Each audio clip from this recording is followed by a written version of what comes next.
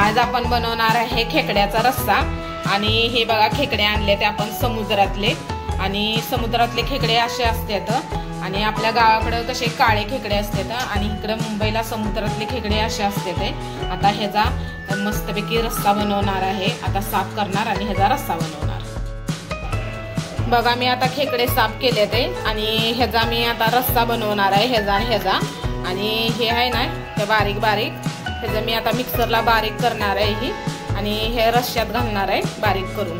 आता चला ही बारीक करतो मी। आता ही मिक्सरच्या भांड्यात घातले, आता हे आपण बारीक करायचंय। हे आता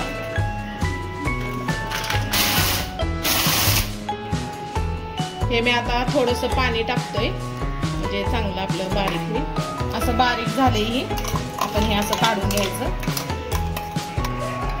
हे बघा आपण आता पाणी टाकायचं त्यात। आता हे चांगलं असं मिक्स करून घ्यायचं पाणी टाकून।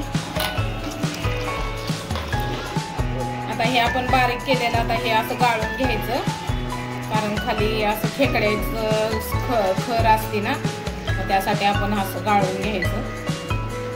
हे बघा असं घ्यायचं, हे असं खाली राहतंय, ते असं गाळून घ्यायचं। आणि हे बघा असं खाली घाण राहते की आपल्याला काही घ्यायची नाही। हे आता आपल्याला घेऊन द्यायचं आता। आणि हे आपण हे एवढं काढलंय ना, ह्याचा आपल्याला रस्सा बनवायचा आहे। हे आता आपण मसाला घेतलाय, खोबरं घेतलंय, जिरं घेतलंय, परत लसूण अद्रक घेतलंय, कोथिंबीर घेतल्या, थोडंसं तीळ घेतलंय। आता ह्याचा आपल्याला सगळा मसाला बनवून घ्यायचा। चला आता आपण गॅस पेटवूया। आता आपण तेल टाकूया।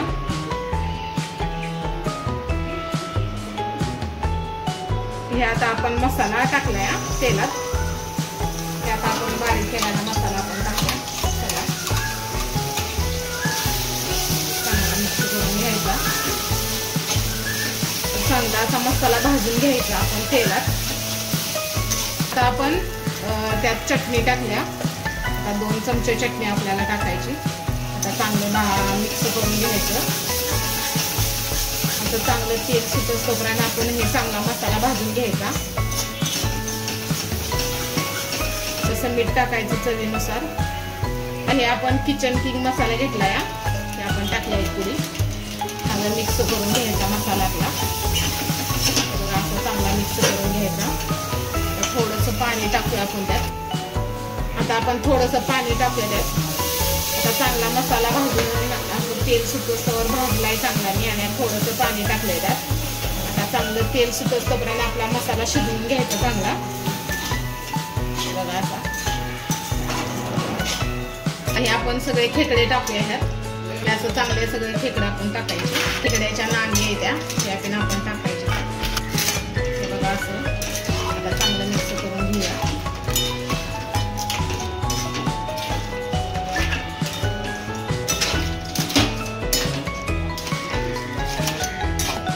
खेकड्याचं पाणी होतं ना ते केलेलं आपण हे ओतायचं सगळं।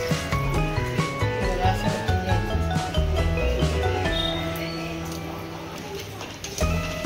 चांगलं मिक्स करून घ्यायचं।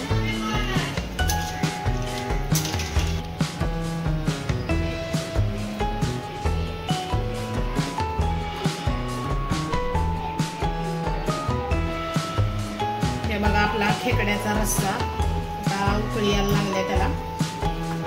चांगलं शिजवून घ्यायचा।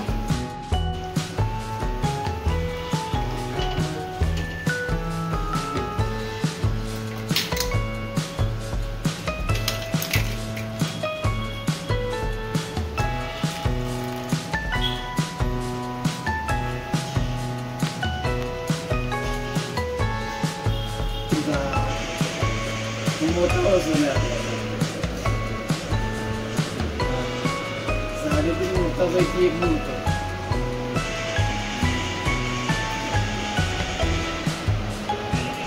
जेवा मग।